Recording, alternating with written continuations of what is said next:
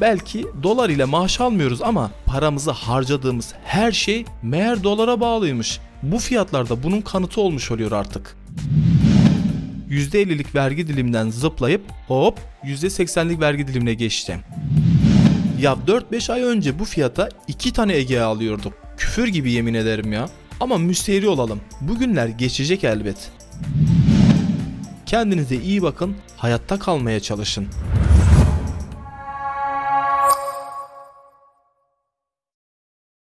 Herkese selamlar. Tüm markalar Aralık ayının fiyat listelerini yayınlamaya başladılar. Biz de otomobillerin güncel fiyat listeleriyle birlikte Ocak ayından bu yana otomobillerin ne kadar değerlendiğini anlatacağız. Ya da aracı alıp şu ana dek elinde tutan bir stokçunun ne kadar kar ettiğini söyleyeceğiz. Aralık ayındaki seriye Fiat markasının ülkemize sevilen aracı olan Egea modeli ile başlıyoruz. Eğer ki Fiat Aralık ayında yeni fiyat güncellemesi yapmazsa söyleyeceğimiz fiyatlar Aralık ayı içinde geçerli olacaktır. Araçların fiyatlarını anlattığımız videolar arşiv niteliğini taşıyacaktır. Video ile ilgili söyleyeceğim başka bir şey kaldı mı diye düşünüyorum. Bu arada artık fiyat listelerini söylediğim videolarda videoyu çektiğim dönemdeki dolar ve euro kurunu sağ üst köşeye de bırakacağım. Euro kuru bu dönemde bu kadar iken araç fiyatı böyle oldu deriz. Her şey sizler için. Haydi videoya geçebiliriz artık. Ülkemizde en çok satan araçlardan biri olan Egea'nın giriş versiyonunda bulunan 1.4 litrelik 4 silindirli 95 beygir güç 127 Nm tork üreten motoru üzerinde bulunduran Easy donanımlı Egea benzinli ve 6 ileri manuel şanzımana sahip. Egea'nın en boş paketi olan Easy donanımlı bu araç Ocak ayında 130.000 TL'ye satılıyordu. 12 ayda 93.000 TL'ye yakın bir fiyat artışı oldu. Bu artış, yani bu kadar yüksek meblağdaki bir artış önceden 2-3 yıl geçse bile bu kadar bir artış olmazdı. Ama şimdi 12 ayda oluyor maalesef. Fiat Egea'nın Easy donanımına yani giriş versiyonuna 93.000 TL zam yaparak kampanyalı olarak liste satış fiyatını 223.000 TL yaptı. Fazla değil, doların yeni yukarıya çıkmaya başladığı dönem olan Eylül ayında Egea'nın giriş donanımının liste satış fiyatı 154.600 TL idi. Tabi o dönem bu versiyon %45'lik vergi diliminde yer alıyordu. Eylül ayındaki fiyat listesi yapılırken Eylül ayının başındaki döviz kuru dikkate alınarak yapılmıştı ve o dönem dolar 8.30'lardaydı. Euro ise 9.90'lardaydı ve o günden günümüze yani 3 ayda 69.000 TL geldi. Bu artış tamamıyla döviz kaynaklı arttı. Arşiv olsun diye hazırlıyorum bu fiyat listelerini. Döviz kuru hiçbir gün stabil kalmadığı için bu videoda anlattığım fiyatların da geçerliliği yüklediğim an için geçerlidir. Marka yeni bir güncelleme bile yapmış olabilir şu anda. Egea'nın ikinci en düşük fiyat etiketine sahip aracı orta paket olan Urban donanıma sahip 1.4 litrelik 95 beygir güç 127 Nm tork üreten motora sahip versiyonu. Bu aracın Ocak ayındaki fiyatına baktığımızda 147.000 TL'ye satılıyordu. Döviz kuru uçup kaçtıktan sonra Aralık ayındaki fiyat listesi 248.000 TL oldu. Tamı tamına 101.000 TL değer kazanmış oldu. Bir yılda bu kadar paramızın değersizleşeceğini kimse tahmin edemezdi. Her neyse Ocak ayından sonra gel zaman git zaman Eylül ayındaki fiyat listesine baktığımızda 178.000 TL'den satıldığını görüyoruz. 3,5 ayda 70.000 TL fiyatı artmış oldu. Yani 12 ayda 101.000 TL'lik artışın %70'i yani 70.000 TL'si son 3 ayda olmuş oldu. Aynı motorun Launch donanım versiyonu Ocak ayında 168.000 TL'den satılırken %50'lik vergi diliminden zıplayıp hop %80'lik vergi dilimine geçti. Ve şu anda liste satış fiyatı 328.000 TL oldu. Hayırlı işler diyoruz biz de. Ne yapalım artık? 12 ayda 160.000 TL kar kazandırmış oldu. Peki Eylül ayında ne kadardı diye baktığımızda 192.000 TL idi. Yani 3-4 ayda üzerine 136.000 TL gelmiş oldu. Belki dolar ile maaş almıyoruz ama paramızı harcadığımız her şey meğer dolara bağlıymış. Bu fiyatlar da bunun kanıtı olmuş oluyor artık. Egea'nın Urban donanıma sahip 1.0 litrelik 3 silindirli turbo beslemeli 100 beygir güç 190 Nm tork sunan Firefly motoru üzerinde bulunduran Egea benzinli 5 ileri manuel şanzımanlı versiyonunun Ocak ayında liste satış fiyatı 178.000 TL idi.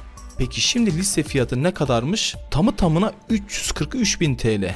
Ocak ayından bu zamana kadar 165.000 TL üzerine gelmiş oldu. Eylül ayındaki fiyatı da söylüyorum. 205.000 TL, yani 3 ayda üzerine 138.000 TL gelmiş oldu. Hey aslan parçası, kim tutar seni be?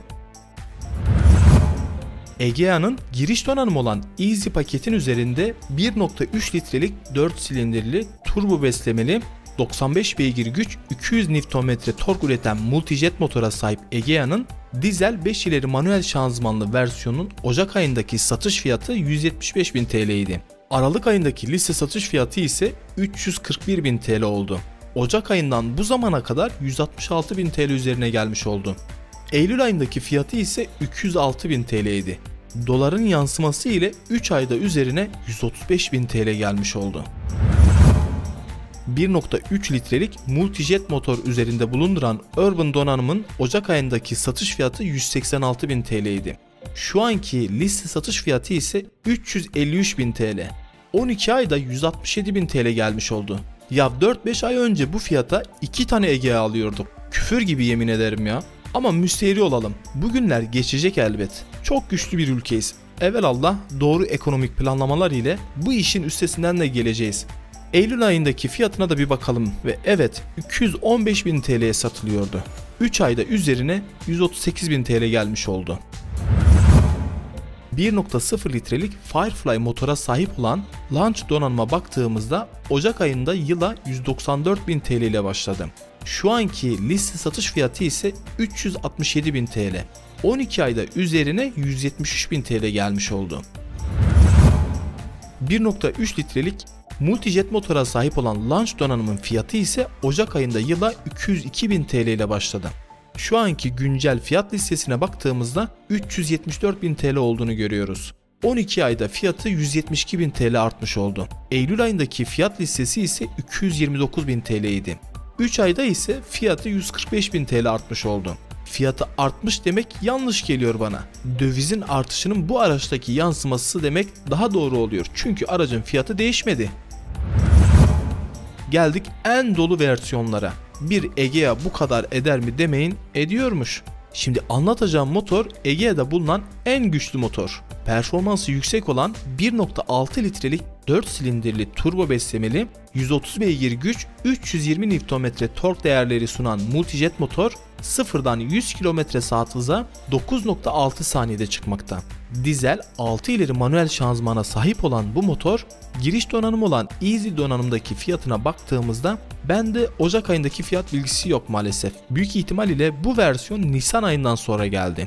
Nisan ayındaki fiyatına baktığımızda 224.000 TL'den satılıyordu. Şu anki fiyat listesi 363.000 TL oldu. Yani 12 ayda Nisan ayı 4. ay. Yaklaşık 7-8 ayda dövizin bu araca yansıması 139.000 TL oldu. Eylül ayında ise 232.000 TL'den satılıyordu ve 3 ayda dövizin bu araca etkisi 131.000 TL olmuş. 1.6 litrelik multijet motora sahip olan Urban donanım Egea'ya baktığımızda Ocak ayında yıla 217.000 TL ile başladı. Ama şu anda 338.000 TL'den satılmakta ve 12 ayda dövizin etkisi bu araca 171.000 TL. Şaka gibi bir rakam ya. Egea'nın son versiyonuna geçtiğimizde 1.6 litrelik multijet motora sahip Launch donanım Egea'ya baktığımızda Ocak ayında yıla 225.000 TL ile başlamış. Şu anda güncel fiyat listesi 407.000 TL.